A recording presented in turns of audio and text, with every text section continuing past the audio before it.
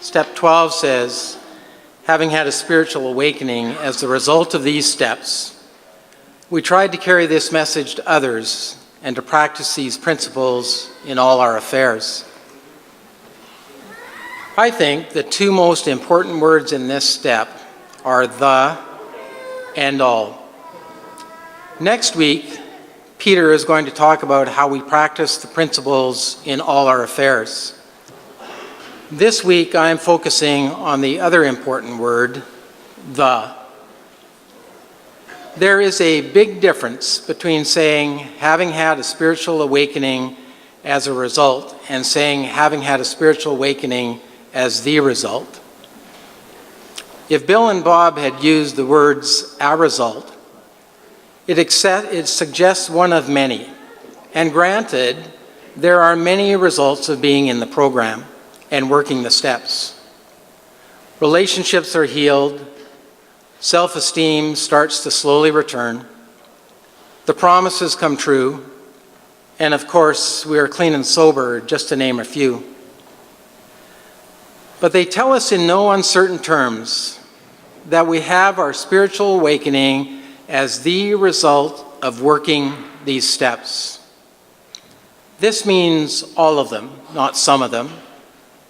And sure, we turn our will and lives over in step 3, but the spiritual awakening comes as a result of working all the steps, not learning them, but working them. I hear people say, I've been in the program for 6 months and it isn't working.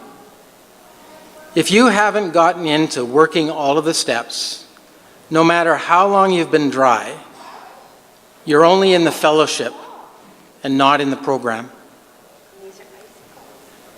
That was me in my early years.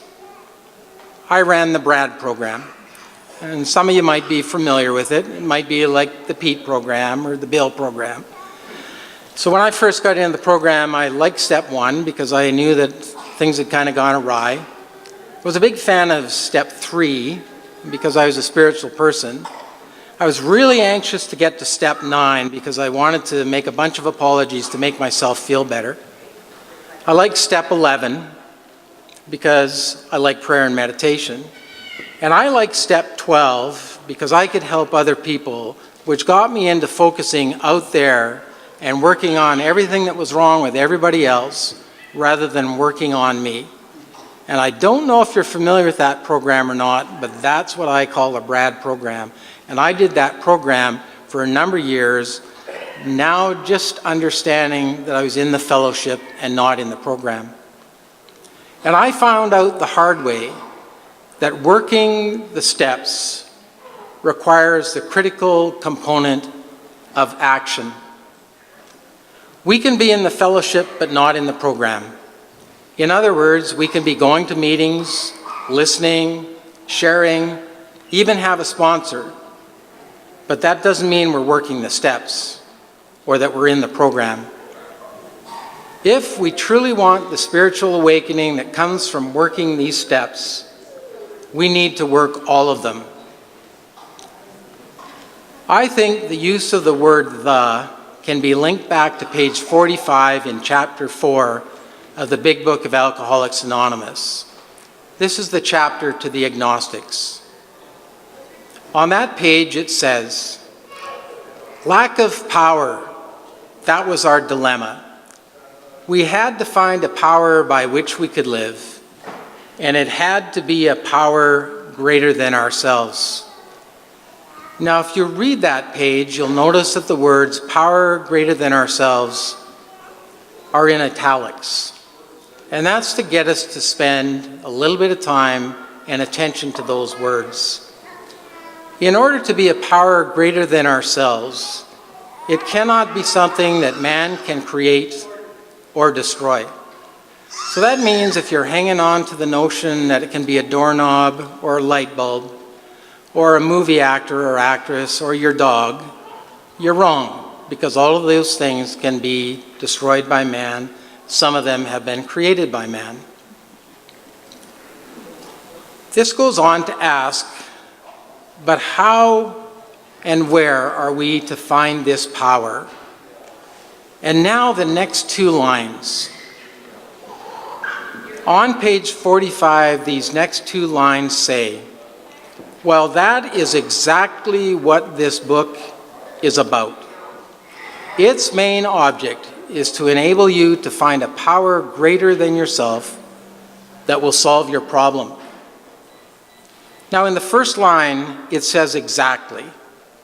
There is no room for misinterpretation here. It says it's exactly what this book is about. And in line 2, it says its main object is to enable you to find a power greater than yourself that will solve your problem. Now note that it doesn't say a power greater than yourself that'll give you some good ideas or some interesting concepts or a little help along the way. And that's what I read the first 20 times probably that I read that. I didn't realize that it said a power greater than yourself that will solve your problem. I was probably 6 years sober before I actually read these lines for the first time in the big book, which gives credence to that old saying that the student appears, or the teacher appears when the student is ready to learn. The writers go on to say, that means that we have written a book which we believe to be spiritual as well as moral. And note that it says spiritual, not religious. They say that so it will fit for everyone. And I think this ties neatly into step 12. If the main object of the book is to help you find a power greater than yourself to solve your problem, it only makes sense that working the program will lead you to a spiritual awakening. This step is so important that is the only step to have an entire chapter devoted to it in the big book. Now, I want to tell you a little story about somebody that Pete and I worked with a number of years ago in a group that we facilitated. His name was Bob, and he came in a little bit reluctant, like we most often do. And by the time we were done working with Bob in this group, we called him Captain AA. He even had a t-shirt that had the AA logo on it and things like that. Pete knows who I'm talking about. And he told a story of early in his recovery when he got a call from a friend of a friend, and the friend of the friend needed a 12-step call. Now Bob, not having done a 12-step call, called his sponsor and asked him if he would come out and help. And his sponsor was only too happy, having done a number of these over the years. And when they got to this fellow's place, working with this prospect, they noticed that after a while he started to get a little agitated. He would get up and pace around the room. And at one point in time, he got up and went to the washroom. And Bob turned to his sponsor and said, "It's not working." And his sponsor said to him, "It has worked 100% of the time. I've been doing this for 20 years. And Bob said, "It's worked every time?" And his sponsor said, "Yes." He says, "I haven't relapsed for over 20 years. And that's a big part of what step 12 is all about. If we do step 12 work, if we're lucky enough to get to step 12 and have done all the other steps, and we do that work, it keeps us sober. So how does working all of the steps lead you to a spiritual awakening? Well, the 12 by 12, the 12 steps and 12 tradition, lays it all out for us. I find it interesting that if you look at the explanation of each of the steps in the 12 by 12, that there are 19 pages devoted to explaining how and why step 12 works.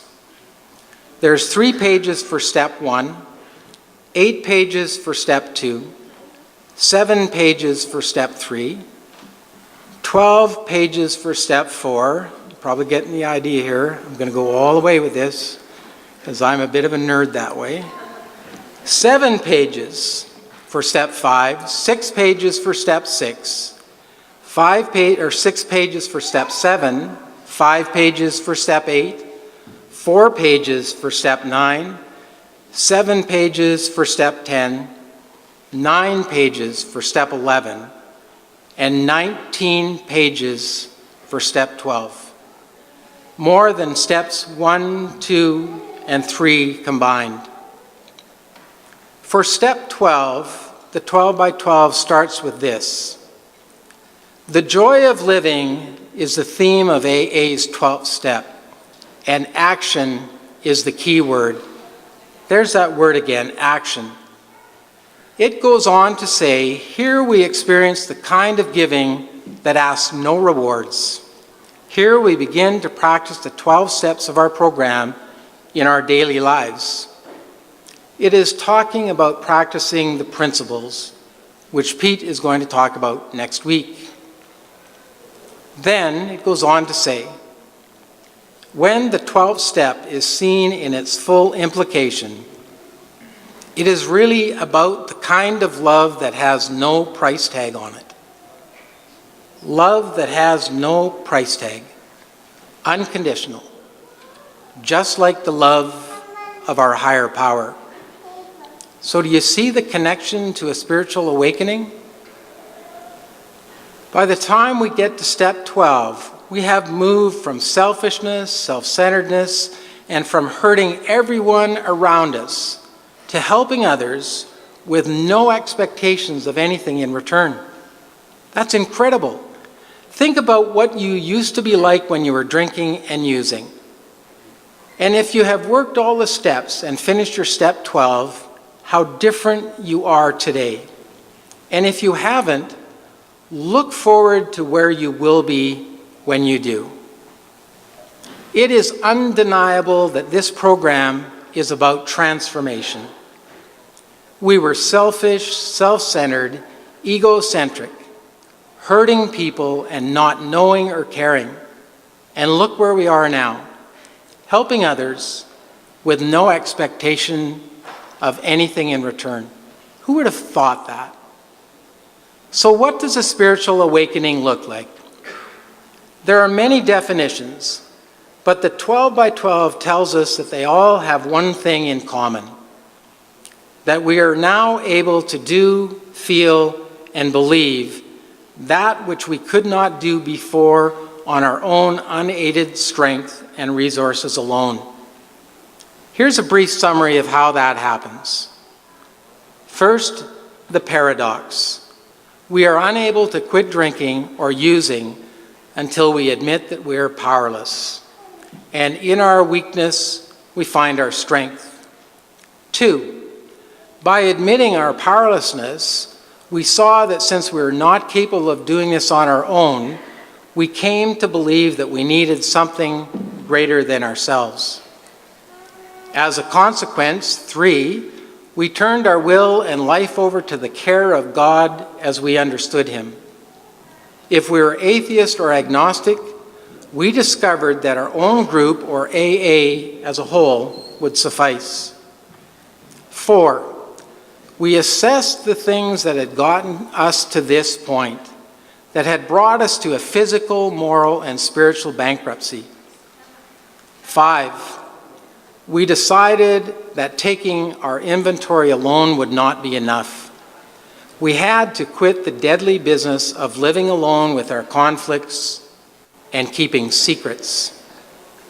6, while still clinging to some of our old habits, we quit saying no, never, and transitioned from not today to sometime. 7, we asked our higher power to remove our shortcomings to the extent He could under the conditions of the day we asked. 8, we continued house cleaning, seeing that we were not only at odds with ourselves, but with others as well. 9, we set about to make things right by making amends and starting to see the promises come true. We begin to see things which we were not able to on our own power. Something is at work in our lives, something we cannot see. 10, now we had a basis for daily living and understood the importance of daily inventory and reparative work. 11. We saw that if a higher power had taken us this far, it would probably be a good idea to get to know our higher power more intimately. And 12. Now there could be no questioning. A transformation had taken place, and it was time to pass the message. I want to go back and to read a line that I read from the first paragraph of the 12 by 12 again. When the 12th step is seen in its full implication, it is really about the kind of love that has no price tag on it.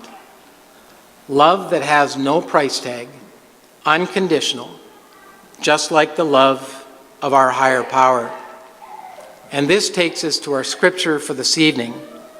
Having worked through our steps, we are now in a special position to carry the message to others. We can recognize where others may be in their journey, and when we're working with them and touching on difficult issues, it is important for us to speak the language of love, not condemnation. From the New Living Translation, the book of John, chapter 13, verse 34, Jesus said, "So now I am giving you a new commandment. Love each other. Just as I have loved you, you should love each other." Sounds a lot like what I just read out of the 12 by 12, doesn't it? When the 12th step is seen in its full implication, it is really the kind of love that has no price tag. How has Jesus loved us? Unconditionally. No matter how far down we have gone, no matter what we have done, no matter where we are at in our sobriety, in the program, or in the fellowship, whether we are at step 1, step 5, step 11, step 0, unconditionally, he calls on us to do the same as well. And so does the 12-step program in step 12. And not just in the New Testament.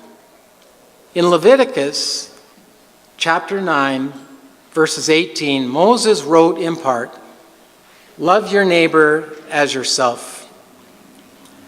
Now, if you have had the chance to attend Bill's Bible study this afternoon, you would have learned that the call to love one another is a common theme in the Bible.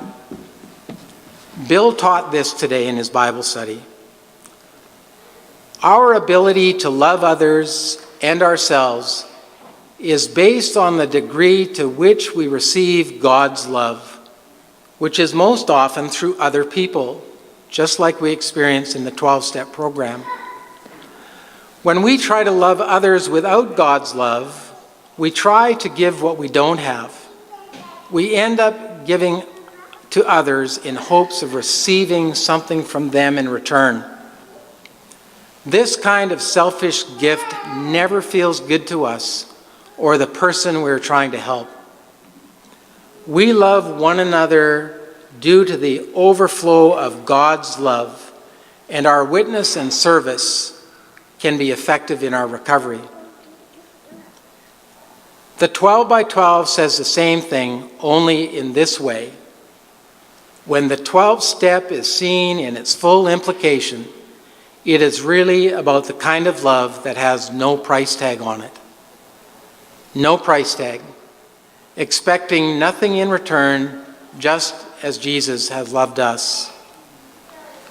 Bill's teaching today challenges us with this question. Is this true of you? If you lack the warmth of love that existed between Jesus and his disciple, make it your prayer for God to change you. Expect him to answer. This is not only Jesus' command, but his prayer for you. What this is asking is, do you have the ability to love someone unconditionally? If you don't, you may want to add it to your list of character defects, and as the challenge states, pray for God to change you. Bill's Bible study pointed to at least 5 other passages of Scripture in the New Testament with similar themes. Loving others as we have been loved, unconditionally, just like we are asked to do in step 12. We have recently witnessed this type of love in action here in this church. A few weeks ago, when 20 or more volunteers helped to prepare Aaron's Journey backpacks for distribution, that was an act of unconditional love.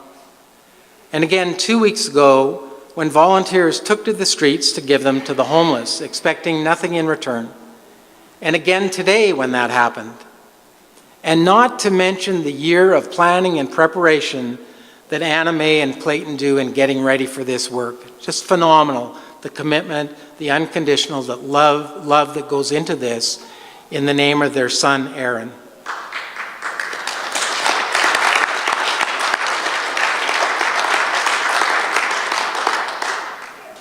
There are many more types of these examples of unconditional love happening around here. Today there was a feast put on by the Filipino community, one of a couple that happen here each year. There are also people who volunteer to set up and chair meetings, volunteers who help to decorate this sanctuary, the Stampede Breakfast, the board of this church who spends hours and hours running the business of this church, committee members, the extra hours, unseen hours that are put in by the paid staff here, workshops, people who volunteer to share their stories. The list goes on and on. Selfless giving of time and talents, expecting nothing in return. An overflowing of the love of our higher power. I will leave you tonight with this question. In your recovery, what specific situations or relationship will you ask Jesus to help you to put into practice his new commandment? Just as I have loved you, should you love one another.